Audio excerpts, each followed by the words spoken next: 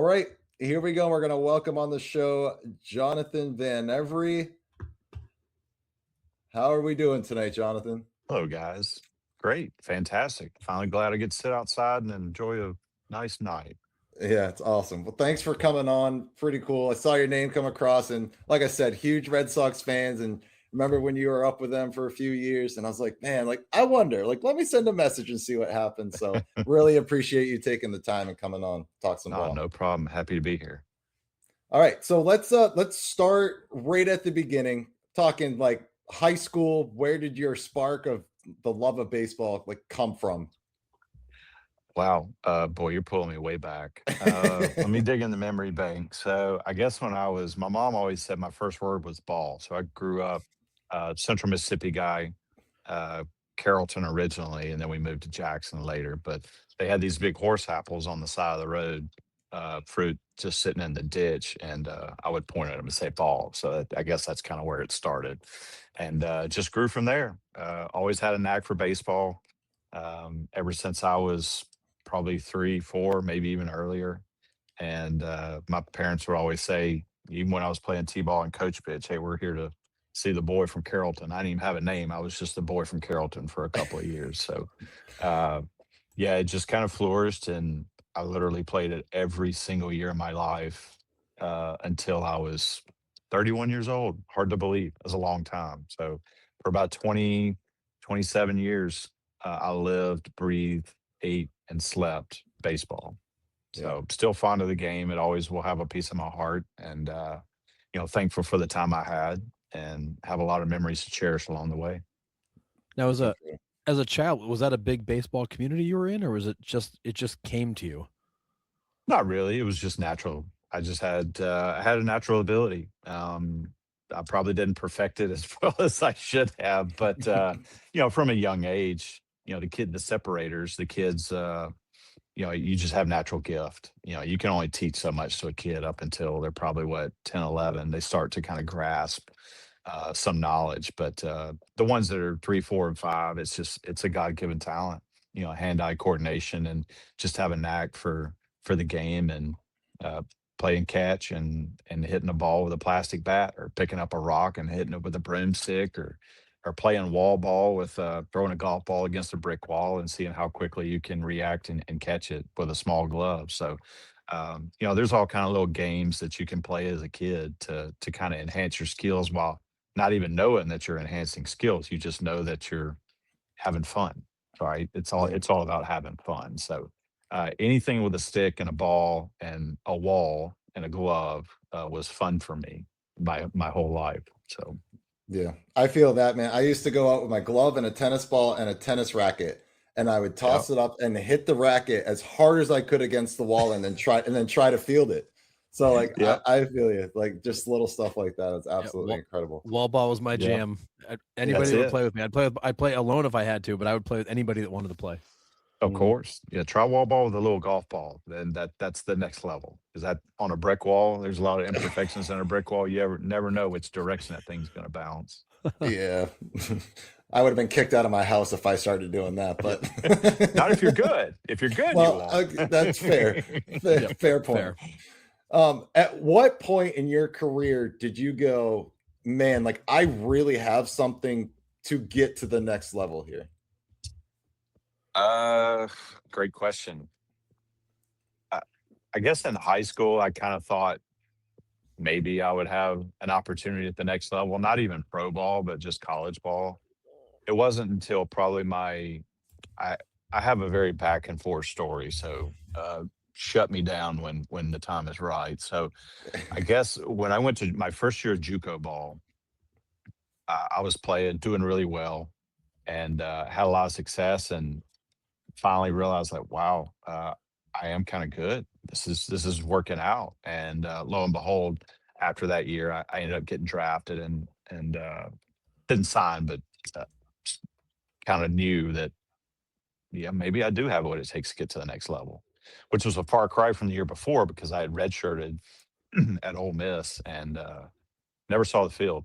Never really took BP. They just wanted me to pitch, and never was really a part of any kind of team there. I was just felt like an outcast the entire time. And going into the last year, I guess after the season, they always have like follow up interviews.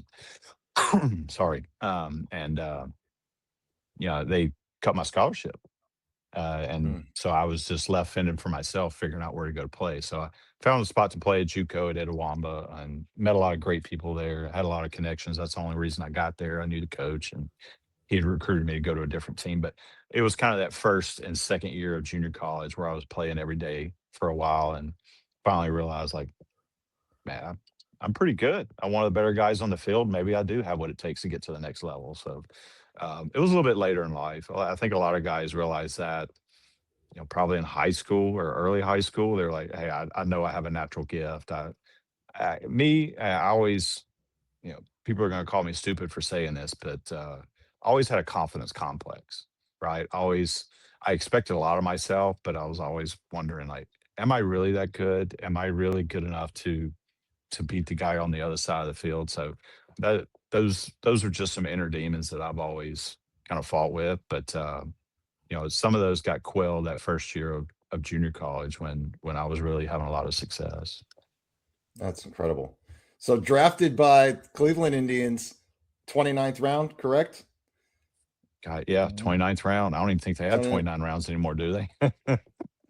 I don't even know how they gotta have. I think they stop at 20 now, don't they? I think they shaved it down. I think so. Yeah. Back then they had like 100. So getting drafted it was crazy. So go back to the draft day. So I got drafted in the 29th round. It was like I can't remember, like just call it 784. And I had my teammate his name was Ben Lindsay. He was an Australian exchange student. He was living with us for the summer because he wasn't going to go back to Australia. He was a starting pitcher, did really well. So this is before the age of cell phones, right? This is before 9/11. Everybody's got landlines. The only guys that have cell phones are like the Zach Morris phone in the bag, dragging it around. So phone rings, and I'm on the phone with Cleveland. They said they just drafted me. And so now the Yankees are 2 picks later. They're trying to get through. They can't get through to tell Ben Lindsay that, hey, by the way, we just drafted you. So it was a bit of a chaotic scenario for about 10 minutes on the landline phone during draft day. That's incredible. So first reporting to professional baseball. What was that? What was that? Sorry, you got a side guest. I got one lane right next to me, so it's all good, man. Yours behaves way better. Yeah, she knows it's podcast night. She comes in and lays down. But so you finally get to pro ball, and what is your you get there? What are your initial feelings like getting to camp and all of that? Well, so I signed as a draft and follow. So for those that are listening, don't understand that process. That doesn't exist anymore. So when you got drafted, that team would hold your draft rights for a full year, and they could sign you at any point. So in my situation, I got drafted in 2000, but I signed about 3 weeks before the next draft in 2001. So I went down to extended spring training. So all the kids that don't make a full season club out of camp, they have what's called extended spring training. So I don't even know if that exists anymore, but so they'll stay, kind of do the whole spring training thing all over again, trying to get better through repetition, and then they'll get shipped off to a short season team. In our case, it would have been either Mahoning Valley or Burlington, North Carolina. So sorry, I got a little tickle in my throat. You're good. Let me have a whiskey real quick. All set. That cures everything. I love it. Golly. So, golly, sorry. You're all right. Give me 1 second, guys. You're good. No worries. Take your time. All right. Think I got it. Okay. So, I show up to extended spring training, get all my medical stuff out of the way. And is this R-rated or not? Go ahead. So it's all good. Right. Here we go. So I didn't have any shower shoes or anything. It was just me, 21-year-old kid, didn't know any better. Walk right into the shower and see there's a kid in there. He was a starting pitcher for the previous year. His name's Devin Rogers. Super nice guy from New Orleans. He's about 6'6", 240, big boy, well built. And I'm over there in the shower and I see him get in there and I'm like, oh, sweet God. Is everybody in pro ball built like this guy? Because I'm just like trying to cuddle in the corner and hide. So I Yeah. was at that point I was terrified. But then I finally got introduced to a couple other guys and my my emotions calmed down a little bit. Uh but yeah, that was and then, first year, I mean, I was used to hitting 300. I probably hit 250, 260. I can't remember the numbers, but 252. uh, You crushed it. wow, there you go. Statistician right on the button. Yeah.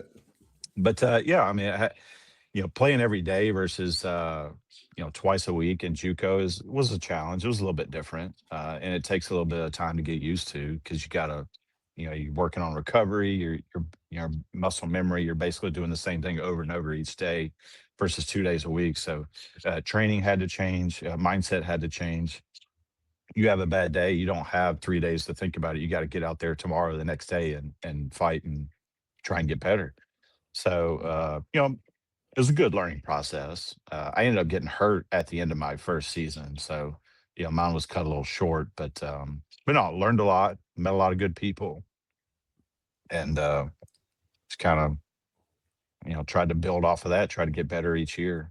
It didn't stats will not say that, but I mentally I felt like I was getting better each year. Yeah, absolutely. So you're at low A, you get up to high A, you come up to let's go double A in 2005 with Akron. Yep. What was that? What was that step? Was that a massive step for you, or did you notice a difference really?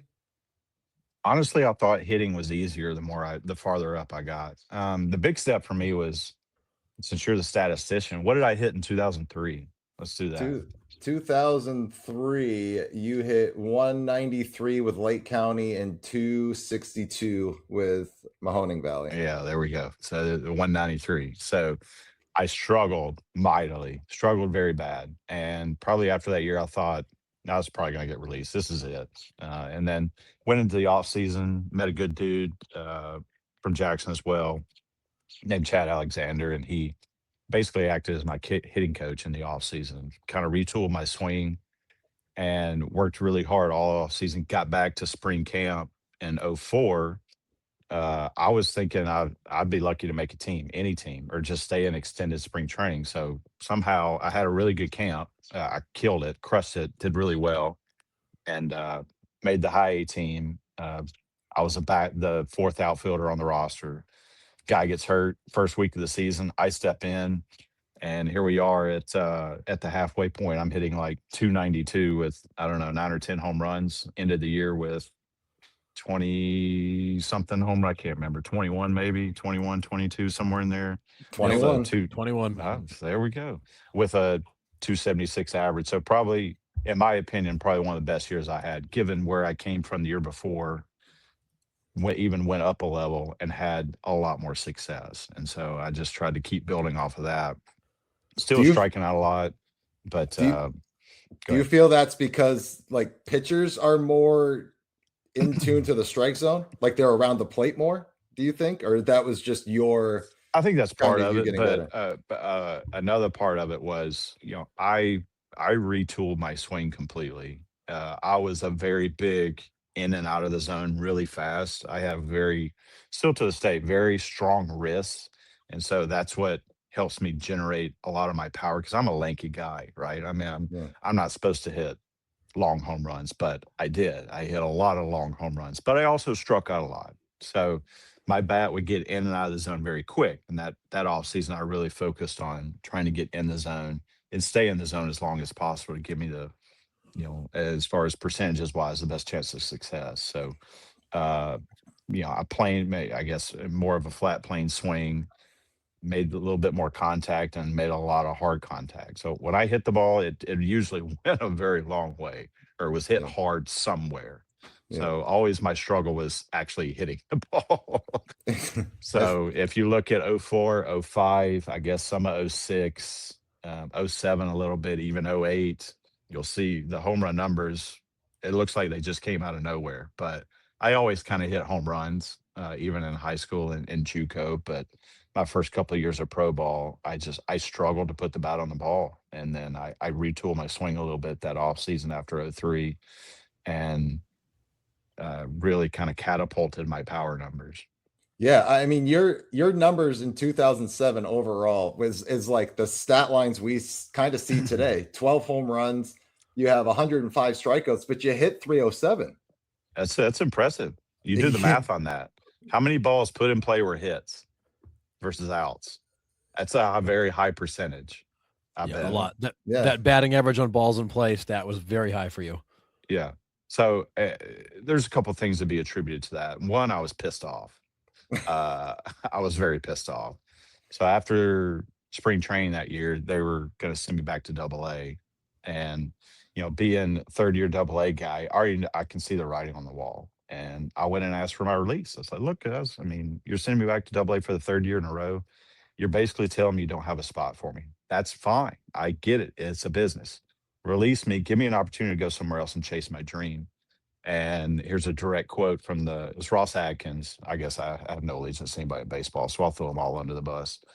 Ross Atkins, he's I don't know where he's at now. I think he was with Toronto. He may have bounced around the front offices. I haven't kept up, but he was a farm director at the time. He said, look, if we release you, what if you go to the big leagues with Tampa Bay? How does that make us look? And I just wanted to crawl over the table and punch him in the face. And it's not an image contest. It's my life. Like, I'm giving you everything I got. And to you, you're worried about your image. And so at that point, I lost respect for not only him, but everybody in that organization. And I made it a point to try and prove him wrong. And lo and behold, 2 years later, I did prove him wrong. Yeah. I hit a walk-off home run at Cleveland in a Boston uniform against the same people that told me I sucked. That's my little vindication. That's my little mini victory. It wasn't in a World Series setting. It wasn't in the playoffs. There may be 15,000 people in the stands because nobody goes to games in Cleveland. But for me, that was a very vindicating moment to be on that field in a different jersey against the same people that I had played with for the last 7 years and be able to put them down. Well, and you went to Pawtucket in 2008 and you absolutely raked in Pawtucket. You took that anger with you. I did. But if you look at that team in 08, everybody raked. Everybody raked. So Jeff Bailey, the leadoff hitter, he had 20-plus home runs. Joe Thurston, he had over 300 that year. Chris Carter, he had 20-plus home runs. I had 20-plus home runs. George Kateras, the catcher, I think he had 20-plus home runs.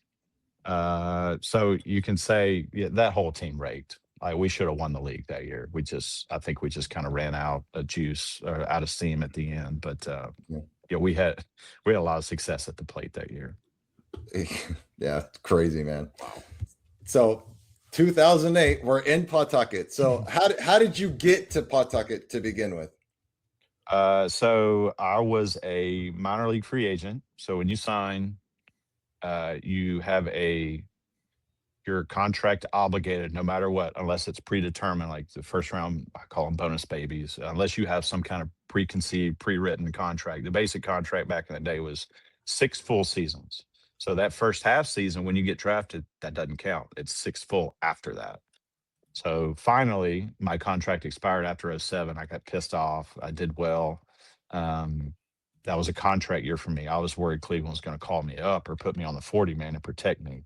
Thankfully, they didn't. I would have been very upset if they did.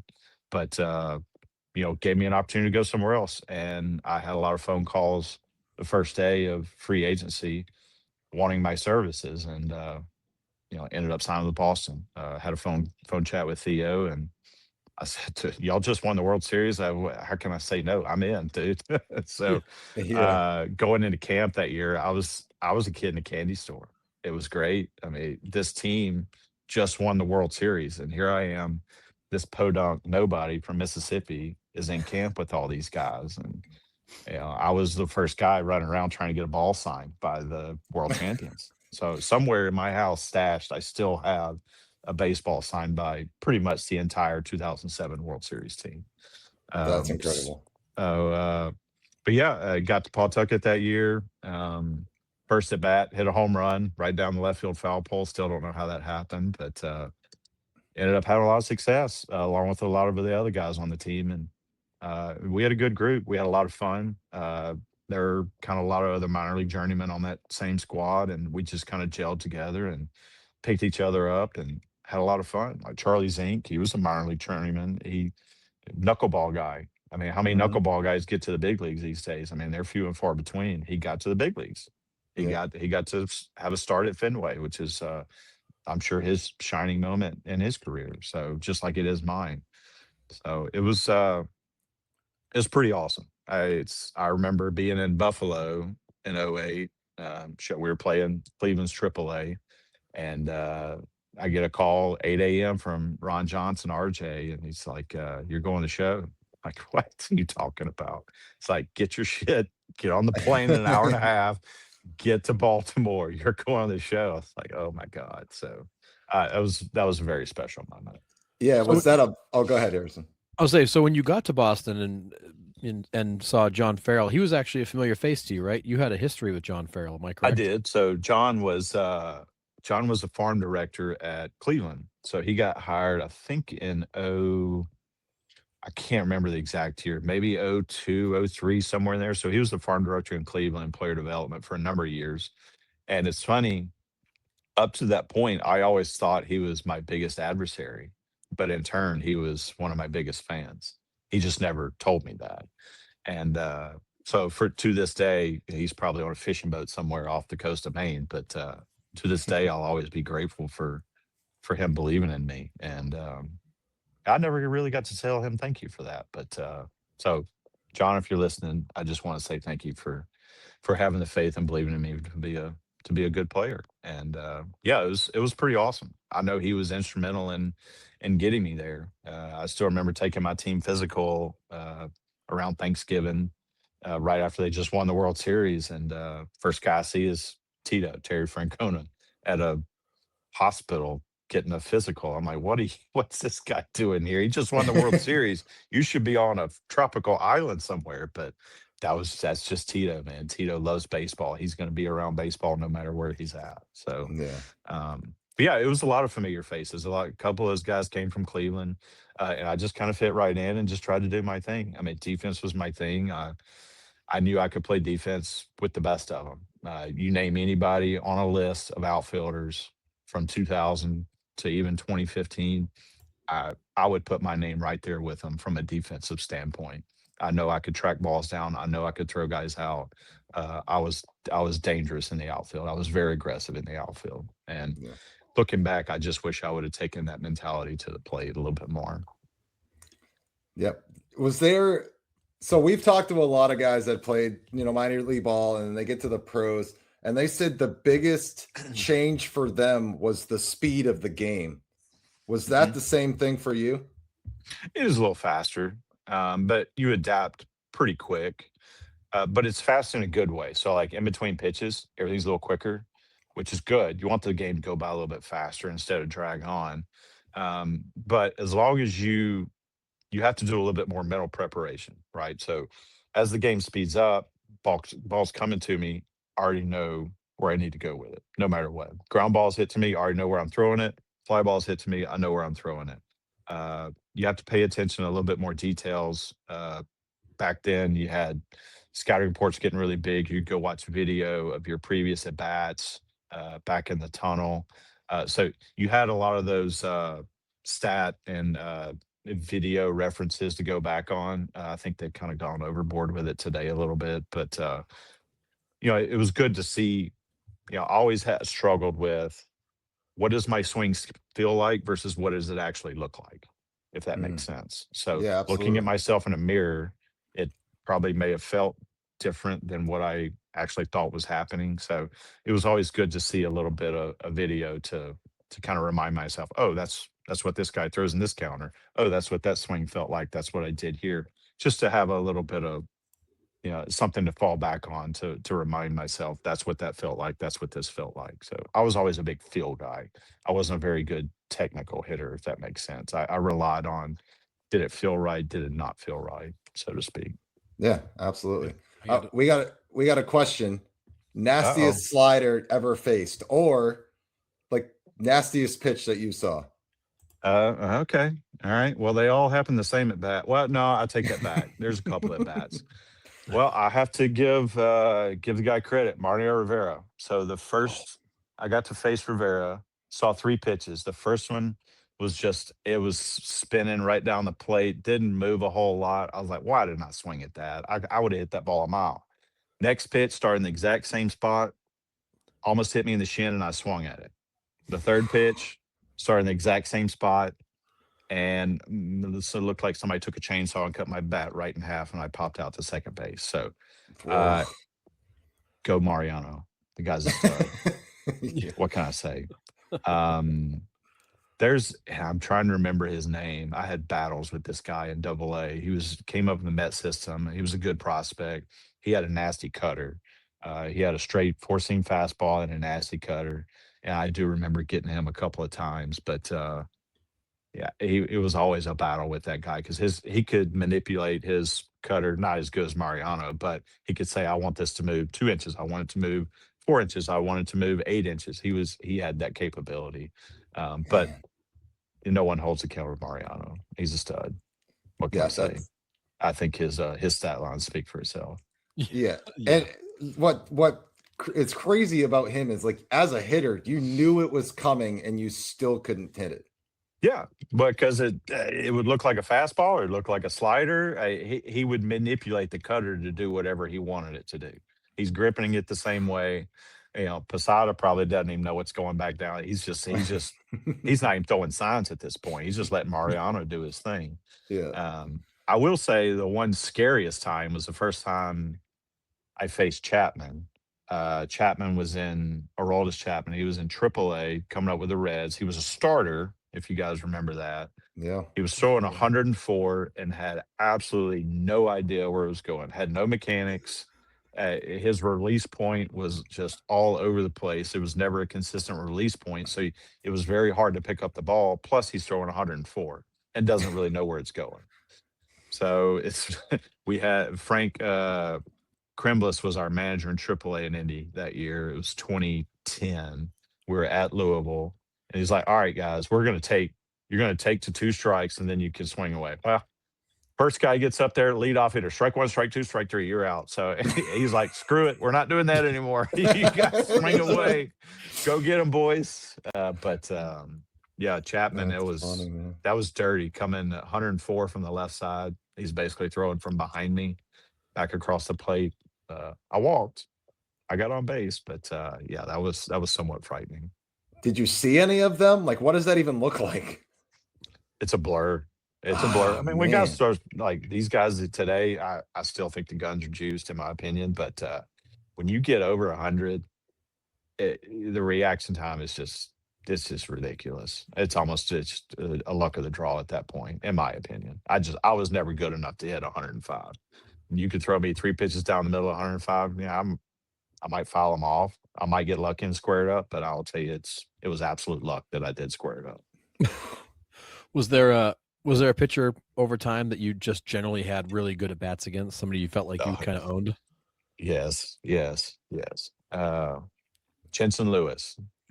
Hopefully Jensen's not listening. Jensen's a broadcaster, I believe, on Cleveland's post-game baseball show after their games. Me and Jensen played together in 2007 in Akron. And then obviously I went to Boston the following year. He was kind of an up and down guy, big leagues, AAA with Cleveland from, I think, 2007 into maybe 2011, somewhere in there. I have 4 at-bats against Jensen, 1 walk, and I'm 3 for 3 with 3 home runs. Not wall scrapers, memos. Just tanks. Tanks. I'm sorry, Jensen. And one of those was that walk-off revenge home run against the Indians, right? It was. Very correct. Yeah. Man. Yeah. Incredible. And I hit 2, I hit 1 against him in Pawtucket. He was in, I guess they had moved the team to Columbus at that point. So he was still in Columbus. I hit an Oppo Taco at Pawtucket, and then at Columbus in 2010. I was in Indy and I almost hit it over the scoreboard. So yeah, Jensen will tell you I own Jensen too. That's awesome. we have another question in the chat, kind of along the same lines, but was there a player you played against that wasn't a superstar or a big named guy who impressed the hell out of you?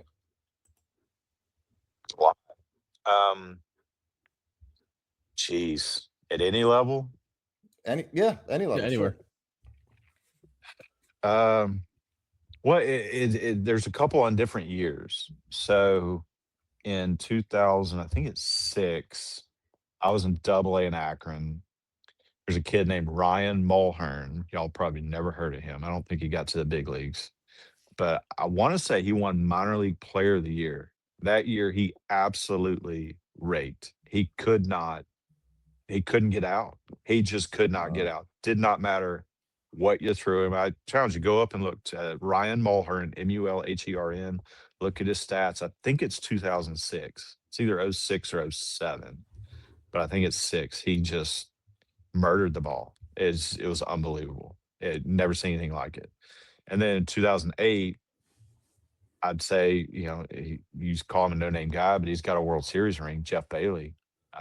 He was the leadoff hitter, and he had probably 320 in Pawtucket that year with 20-plus home runs. I mean, he just absolutely destroyed the ball. He could play multiple defensive positions, but at the plate, that year he was just a superstar. I'm trying to think some others. I guess in 08, who's the boy that was in Tampa? He signed the big deal. His first pro day or first big league game. He raked all year long. He took Tampa to the World Series that year. I can't remember. I can't pull his name out of my head. Wasn't Desmond Jennings? No, I played third. Oh, Evan Longoria. Kid. There you go, Longoria. Longoria just could not get out in 08. He just raked, completely raked. Wow. Pedroia raked in 08 too. So if y'all remember, I think 07, he won Rookie of the Year, and then 08 he won MVP. So he had about a year and a half there. He just couldn't get out. Yeah. Props for the little guy. Yeah, right. We have a viewer that asked, was the Met Bobby Parnell or Jonathan Neese? No. No. I remember Neese. I will think of the Met. You got my brain running right now. So I'm gonna pull up the 2005 Binghamton Mets, and I will find out who that guy is and let y'all know. Yeah, it's all good. That's awesome. So yeah, I mean, not a ton of at bats in the major leagues, but you got 11 games. You got 85 games total. Oh no, sorry, 40 games total. You got 52 plate appearances. Hit 255. Do you know who you got the most hits off at the MLB level? Wow, I bet you do. I do. That's why I'm asking you. It can't be many. It's got to be like 2 or 3. I give. What gives? It is Carl Pavano. Yeah, Carl Pavano. Okay. Yeah, you were 2 for 3 off him. Yeah, I think I hit a home run off of him, didn't I? No. It says here you got Brad Bergeson, and sorry, I got it mixed up. And was then Pavano in Baltimore that time, or was he in Chicago, or neither? He could have been with the Yankees. Yeah, Pavano Yankees. Sorry, my getting old sucks, guys. You're good. No worries, man. We know. Just add a couple more years, boys. Yeah, I love it. So, yeah, that's awesome. It's so cool, man. Well, I mean, I will say, everybody wonders what the tunnels are like in Fenway, and they still smell like they're 1904. I mean, it's just that old nostalgia. You walk into an old stadium, it's cool, it's awesome. But everybody's so friendly. They all take care of you. I genuinely cannot find anything bad to say about anybody that wore a Red Sox, whether it's a uniform, whether it's the clubbies, whether it was the trainer, the security guard at the stadium. I mean, they were great. They just treated you like family right out of the gate. Yeah. And even, I went out, I wasn't a big guy going out. I was dating a girl in Boston when I first got called up in '08. And I remember I think we had the Saturday day game on Fox, and we just got our brains annihilated by the Yankees. And it was pouring down rain. They all still wanted to go to this fancy bar. I can't remember what it was. This place there were probably 300 people in line trying to get inside. They had fire marshals there. It was crazy. So I was like, all right, I'm gonna try and play the card. So I showed him my player card, walked to the front of the line, showed him the card. He's like, come meet the owner. I'm like, oh shit, here we go. All right, cool. So that was the only time I really played the card. I was always kind of I never liked the spotlight to be on me, but if you got it, use it, man. That's what I'd say. Yeah, well, I just used it for her and her friends that one night, and it seemed to work. So it was just a cool experience. It's just the nostalgia of the Red Sox run that town, whether good or bad or ugly. No matter what happens, people love the Red Sox. There's no getting away from it. Yeah. So when you got called up to Boston, was there a particular veteran that kind of showed you the ropes and coached you through that, or did you just kind of find your way? A little bit of both. So it's funny. Coco Crisp was one of the outfielders that year, and the week before, I think he just got suspended for charging the mound and throwing a bat at somebody in Oakland. But he saw me. Our lockers were right next to each other, and he's like, "Hey, do you know where everything is in here?" I was like, I just showed up I know nothing. He just said, all right. He put everything down, dropped everything he was doing, and walked me through the whole clubhouse. Like, here's the training room. This is where you get food. This is where the beer is. This is where the chicken wings are. I'm just kidding. There was no beer and chicken wings. There was beer, but there wasn't chicken wings. Yes, they were coming later. But he took 15, 20 minutes to kind of show you this is how this system operates. This is, if you need anything, go see this guy for that, this guy for this. So, and they're all just super accommodating. The one thing you did not want to do, you never wanted to go see Russell. Russell was the massage therapist. He was this massive Samoan guy with hair down to his butt. And if you went and saw Russell, you were guaranteed to be crying by the time you left Russell. So you never wanted to go see Russell. I went and saw Russell one time, and I swore I would never go back. And I didn't. Man, that's funny. So Jonathan was telling me before we got on, Harrison, that someone went and picked him up at the airport. Can you guess who went and picked him up at the airport? Oh, goodness gracious. You know him. We know him. Oh, really? Oh, was it Roe? It was Jim, yeah. Oh, nice. Look at him. He pulled it out. Crazy? Well done. That's awesome. Yeah. It's 5 Series BMW. You didn't get the police escort like Doug Mirabelli? No, I did not get the police. However, when you travel in that for me, getting up to the big leagues, it wasn't so much the bright lights and the people and the spotlight. It was the logistics. It's the travel. Oh. So when you're traveling, like game's over, everybody's getting ready to go. You put on your whatever clothes you wore to the field. Your bags, you don't even think about your bags. They're gone. You won't see them until you get to your destination. But airport security comes to the stadium, and they wand you down in the stadium. So I'm getting wanded at Fenway, hop on the bus. There are no stoplights. You got police escorts. As soon as all the equipment's loaded, you got 2 buses. They're rolling all the way to Logan. You don't go in Logan. You go onto the tarmac at Logan. You go off the bus, onto the plane. As soon as the plane's loaded, you're gone. That was the most impressive thing to me. Dang. It wasn't bright lights, paycheck. Paycheck's nice, don't get me wrong, but just the way they managed the logistics side of things was impeccable. It was incredible. It was very impressive. Yeah, a little different than minor league bus travel, huh? Yeah, you get on the plane, the first row. This is back when Bud Light Lime was a thing. I don't even know if they make those anymore, but the whole first seat, dude, the Red Sox love some Bud Light Lime. Don't lie. I'm not going to lie to you. They love some Bud Light Lime. First thing was Bud Light Lime, then Chick-fil-A sandwiches, then the candy seat. And once you got airborne, there's no chairs in their upright and locked position. Everybody's got their own TV and headrest. There's full meals on the plane, whatever you want. There's ice cream. Anything you want is at your fingertips. That was the most amazing thing. Dang. That's awesome. So how often when you're traveling were you getting into these cities at 3 o'clock in the morning, 4 o'clock in the morning, and having to like adjust yourself to then try to get some sleep to get there for a game that night? Like how much of that travel is happening in these crazy hours? All right, dude. I'm used to minor league ball, so anybody that's going to complain about big league travel, you just call them big freaking sissy. All right, you're flying. Like, say the game's over at what 11. It by the time you shower, get dressed, get to the, you might be at the tarmac at another hour because they really try and push you to get out because the plane's trying to get out and get to the next destination.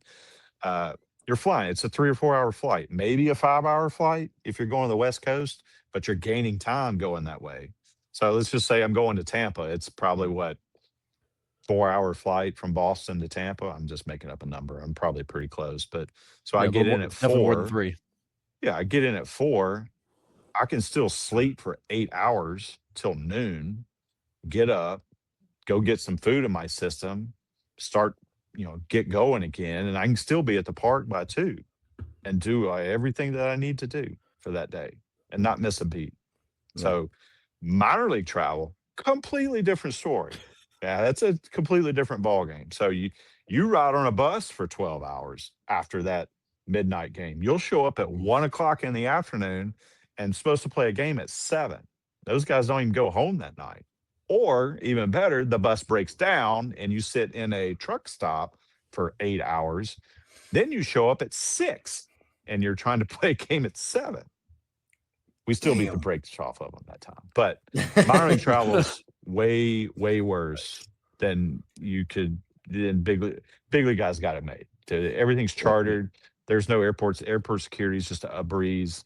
Flying in AAA and sometimes in AA, just depending on the distance. But you would fly in AAA. Usually anything over 6, 7 hour trip, maybe 8, you'd typically fly. But you fly commercial, and it's always a 5 a.m. flight out. Yeah. So those sucked. Game's over at 11. You have a 3 a.m. bus to the airport to go fly to your next destination. That Yeah. sucks. Well, Big they league's a piece finally, of cake. yeah, they finally changed the minor league schedule, so like they've cut down the travel a lot because I think they play like almost 6 game series now. Like once you get there, like you're there for the week. You're not. Yeah. It's not none of those Yeah. split series anymore. Yeah, the Yeah. internet. And again, I've been out of the game a long time. So back then, you had the Pacific Coast League and you had the International League. International League was pretty good on travel. It wasn't that bad. Every now and then you'd get whacked with a 5 a.m. flight, but the Pacific Coast League, every trip you're getting hammered. You can't.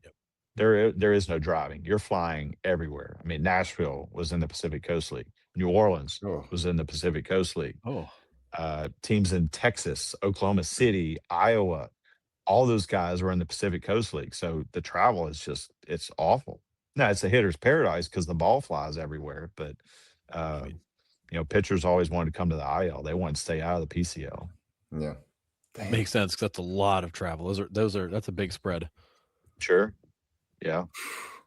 It's crazy. But you do take 2 buses in AAA, so you can kind of spread out, sleep if you want to, if that makes any difference. Upgraded 2 buses. Love it. Yeah, right. It's right. slightly less crappy travel. They claim they had Wi-Fi, but it never worked. Naturally. That's incredible. All right. So one more question for you. So we've mentioned Farrell. Farrell played a bigger role in your path than you thought. Sure. What who else do you point to? Another whether it was coach, player, whatever that you point to as being instrumental in getting to where you got to? Probably more coaches. I always tried to hang around the coaches and kind of pick their brain, whether it's on or off the field. Probably the biggest one, Torey Lovullo. Played for that guy 02, 03, 04, 05, 06, 07. Me and Torey just kind of followed the chain all the way up in the Cleveland system. Now he's the manager of Arizona. Much deserved. He deserved to be there much sooner than he got there. But love Torey to death. You'll hear the same thing from everybody. He's a player's manager. He'll do anything he can for you and wants you to, because tries to put you in the best position to succeed. So definitely Torey. Tim Bogar was another player's manager. I don't know if y'all have ever heard that name before. He's kind of bounced around the coaching ranks. He was actually I want to say the first base coach of Boston 2010, maybe 2009, 2010, somewhere in there. So he made a pit stop in Boston under Tito for a little bit. I would probably say, yeah, those two. John obviously had a big influence, and but I was more. John was kind of in a position where I couldn't really be personal with him. He was kind of the overarching, field director, farm director, and those guys don't really mingle with the players at all. I guess they can't really, just trying to save face, so to speak. But Tim and Torey, when you're a manager, you can kind of show your face outside of the field and build those relationships off the field that are very important. It's incredible. It's awesome. Yeah, I'm like Diamondbacks are kind of like my second team. I love Torey Lovullo. I love what he does with that team, and I mean, talented guys, but they always go right to him. Like they're the first guy that they go to when they get back to the dugout after a big play, right? And I love that out of him. So. Yeah, Torey's the man, dude. I love Torey. He's always been the man in my book for the last, 2026. For 20 years, that guy's been coaching some form of baseball in the professional ranks, and he's always been the man. You'll be hard pressed to find anybody that's played for him that did not like Torey. I would challenge you. Same thing with Tito. So I got spoiled with great managers. Even Ron Johnson, RJ, Tito, Lovullo, Tim Bogard. I was spoiled with some good managers, and they all deserve to have an opportunity at the big league level. And I love them all to death, and they definitely influenced my career, not only on the field but also off. Yeah, I got another question. How was Papelbon as a teammate? I don't know. Is Pap listening? Probably not. Me and Pap got along fine. He went to Mississippi State. I'm a Mississippi guy. I never had a problem with Pap. However, Pap liked to party a little bit. He was a little extreme for me. So we never kind of ran around the same circles off the field. But I felt like he had my back, always had his back. I unfortunately, I think he got a save one time at Fenway. It was one of my first games up. I was playing right as I went in as defensive sub. I think JD Drew decided to pull the shoot late in the game, but they put me out in right for the last couple of innings, and I caught the last out and then threw the ball in the stands. And now I realize after the fact that I'm supposed to give him the ball. It's his save. So I don't think he ever thought anything of it. But seeing Pap on TV, I mean, that's Pap, dude. I mean, you see that he's exactly like that behind closed doors. So he's a character. He's entertaining. I'll give him that. He's very entertaining. If y'all, I don't know, back in 2014, I think Mississippi State was really good at football for most of the year. They had him on. I think College Game Day went to Starkville for the first time ever. They had Pap on the set. I would tell you guys, go back and look at the YouTube clips of that. That's Pap in a nutshell. That's awesome. He seemed like a wild man. It's an understatement. Yeah. Yeah. love that. Yeah. What was that? What was that Sox clubhouse like? Coming off World Series, you've got some stars, some big personalities. Like, what was that clubhouse dynamic like? I mean, everybody got along. I mean, it was just like one family. What you see, and I went back and watched the 04. We were talking about this before we started. Was it Comeback, the 04 Netflix series? Yeah. And you got like Timlin and some of these other guys like playing cards around the table, or Millar. They're all playing cards in the clubhouse. It's the same vibe, same feeling. It was just a little family environment, and you had some big personalities in there. I mean, obviously you had Poppy, you had Manny. There's some interesting cats. Poppy's favorite song, he played that damn thing every freaking game, is Bon Jovi Always. For whatever reason, I do not know why, but he loved that damn song, and he'd play it right before everybody walked out to the field every game. But Manny, they said in his contract he had a locker in a separate room. He had a locker in a separate room. He's just a very, best way I can describe him, he always looked out for me. Yeah, and I looked out for him. And I think my first game, my first day I ever got called up, I still have this picture frame. I don't know if y'all are Boston fanatics, so you might remember this game. So we're at Baltimore, and Manny's getting heckled by these fans the whole time, just they're just wearing him out. I'm playing center. He's in left. And it's probably about 6 innings, somewhere there. Lester's on the mound. Millar, who's playing for Baltimore at the time, hits the ball all the way to the wall. And Manny catches it, steps on the wall, high fives the fan, the one Boston fan in the middle of all the Oriole fans, throws the ball back into Pedroia. Pedroia throws it to, I believe Euclid was playing first for a double play. And I thought he punched the guy in the face. Like, it happened so fast. I was like, oh my God, he went after somebody in the crowd. He lost his mind. But it turns out there was one little Boston fan in the middle of all those guys, and he high-fived him in the middle of a double play. I was like, oh shit, look at that. Let me go get on TV real fast. So me and him kind of clicked gloves on the way back to the dugout. And luckily some random Joe was up in the nosebleeds taking pictures with the big zoomed lens, and he actually found me online somewhere and emailed me the print for that picture. And so I have it framed. That was one of my favorite pictures I ever had done. Me and Manny kind of clicking gloves after he high-fived the fan in Baltimore. It was pretty neat. Now, every time I see that clip, I'm going to be looking for you. That is incredible. I'm there. I'm that there. Is awesome. I'm playing center. Yeah. So a testament to what I said earlier, I was really good defensively. So who was the normal center fielder in 2008? Can you remember? You said it was Crisp, right? No. He was there. Crisp. He played some.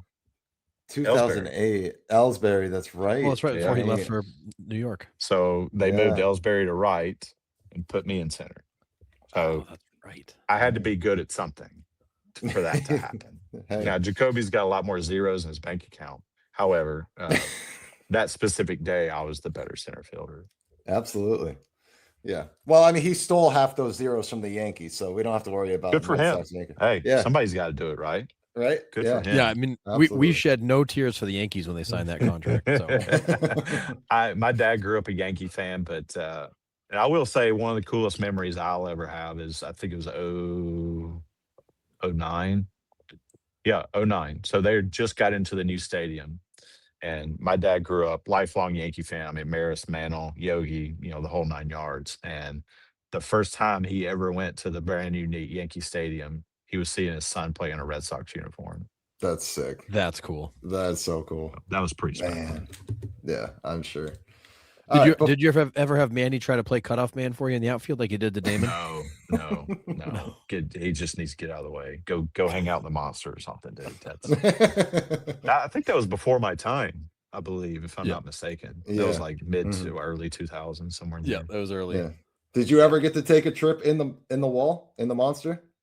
I never like hung out in there, but I did go see it. Yeah. It's pretty interesting. About every panel, every piece of wood in there's got some kind of writing on it. Yeah. So it's pretty interesting. It's history, dude. It's history. So, yeah. I mean, last time I got called up, I told my boys back home, I was like, look, dude, I just got traded from Pittsburgh to Boston. They're sending me to the big leagues. You guys might want to come if you ever want to see me in the big leagues again. So I had a little group of friends. They all flew up from Jackson, Mississippi to Boston and watched us play. They're actually playing the Yankees that weekend, and they gave them a nice tour of the stadium and just gave them the whole 9 yards and took care of them. So, cool. Like when I first got called up, Boston flew my mom, my dad, and my brother up on their dime, put them in a hotel on their dime, and took care of them, gave them tickets to the games, and just treat them like family. And so for that, I'll eternally be grateful. That's incredible. Were they there for your first big league hit? No, that was in Baltimore. So they were there. So we were in Baltimore one game, then flew back to Boston the next day. So it was Thursday was an off day. Then we had Friday, Saturday, Sunday series. I can't remember who we were playing, maybe the White Sox or somebody. But they flew them all up just on a whim. Hey, is this your first time up? Yep, never been here. This is pretty awesome. But so they flew mom, dad, and my brother up, put them in a hotel, and gave them premium seats. And that's incredible. Yeah, 8th inning, they're playing Sweet Caroline. I was like, all right, I'm good. You can just take me out now. This is great. I'm done. Yeah, man. Can't top. Do you remember who you got your first hit off of? Y'all do, because you got the stats right in front of you. Francisco Cabrera, maybe. Daniel Cabrera. Yep. Daniel. I had the Cabrera Yep. right. Dadgummit. Yeah, like I That's- said, getting old sucks. It's all right. We'll accept it. We'll count it. You had the Cabrera. Had the Cabrera right. I got a half over. Yeah, Right. that's incredible. Cool. Another question. Any cool memorabilia you have? I know you mentioned the picture of you and Manny. Is there anything else that you have from your career or that you've collected that you love? There is actually. I guess I better show you than just tell you. So, All pardon right, the mess. It's all right. Front row seats. Let's go. Taking the Yeah, tour. Here we go. Probably have to figure out how to flip this camera around because you're still looking at me. So, all right. My wife has the house. I have a Nook. So in my Nook, my mom got some of these frames. So let's see. There we go. Little Cleveland Indians action. Oh, sick. Oh, cool. Couple of balls up here. But my pride and joy is that guy. So I have a shadow Yes. box Nice. jersey from the first game. I have the ball from my first hit.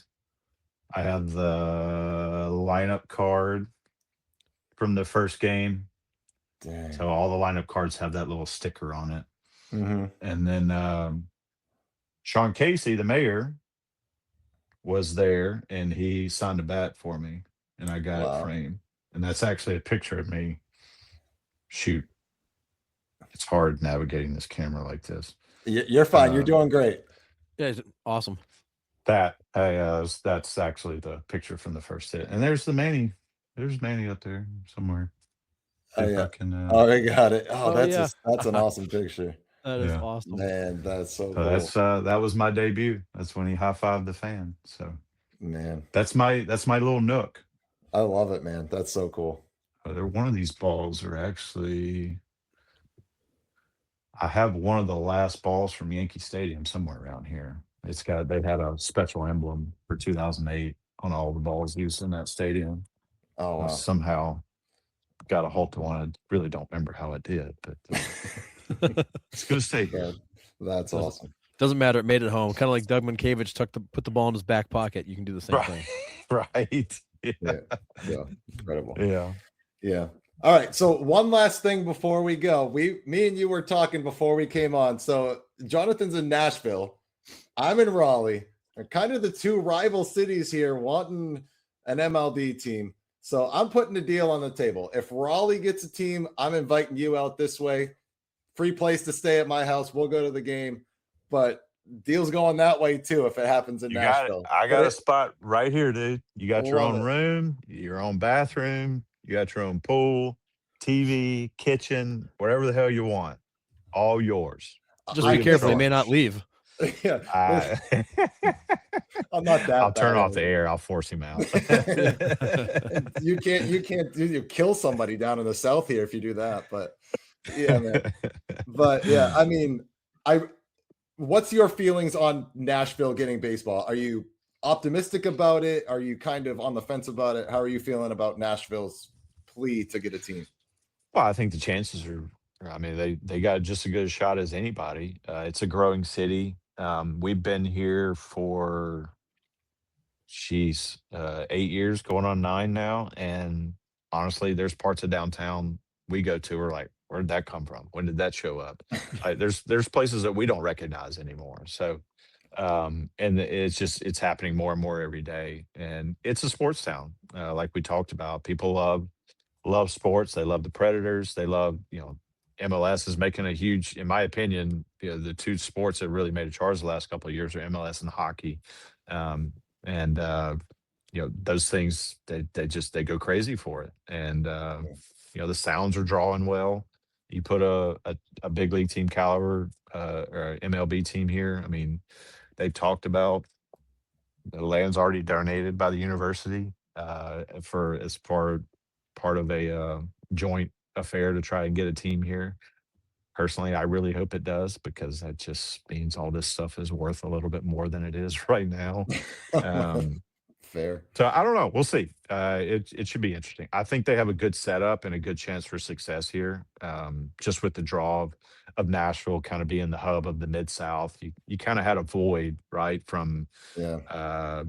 kind of Indianapolis down to Atlanta in the Mid-South, and now that void's being filled up pretty quick. So Yeah. you're attracting a lot of different people from a lot of different areas. I mean, obviously we have a lot of people from California. We're pulling people from New York, even Florida, and neighboring states, Mississippi, Alabama, and even coming down from Kentucky. So it'd be just interesting to see how it pans out. Yeah, it's very similar to what Raleigh's kind of do. You almost explained Raleigh to a T, because we're kind of doing the same thing. We have the research triangle, we have the Hurricanes here and their avid fan base.